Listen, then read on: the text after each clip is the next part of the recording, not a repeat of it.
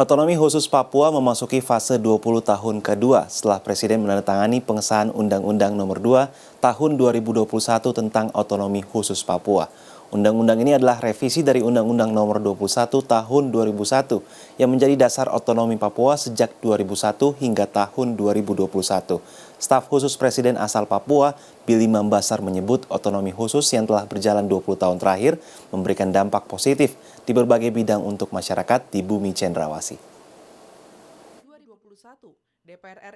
Sebanyak 20 pasal direvisi dari Undang-Undang Nomor 21 Tahun 2001 tentang otonomi khusus Papua.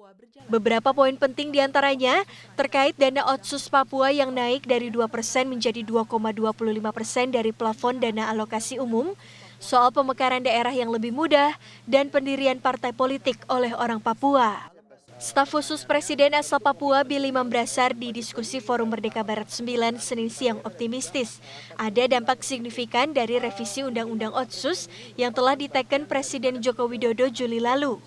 Berbagai infrastruktur yang telah dibangun seperti Jalan Trans Papua sepanjang 4.330 km diklaim dapat menjadi jalan untuk mengantarkan kesejahteraan masyarakat Papua.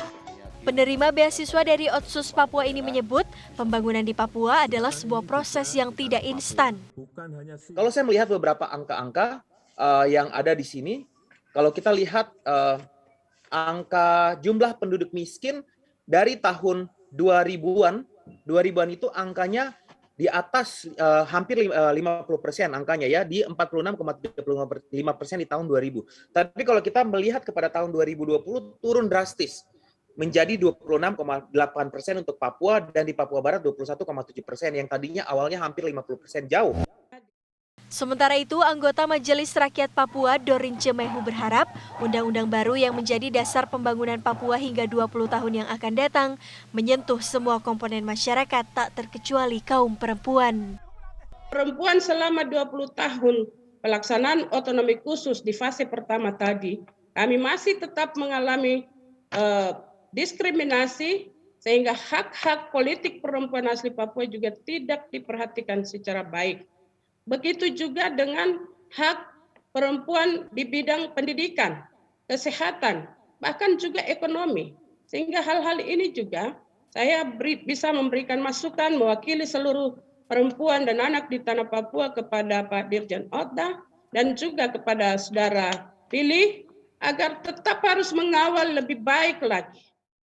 Dorince juga menekankan Otsus Papua harus berfokus pada peningkatan indeks pembangunan manusia. Jika mengacu pada data Badan Pusat Statistik 15 Februari 2021, indeks pembangunan manusia atau IPM di Provinsi Papua mengalami kemerosotan dibandingkan tahun 2019. Nilai ini turun 0,66% atau sebesar 0,40 poin di angka 60,44.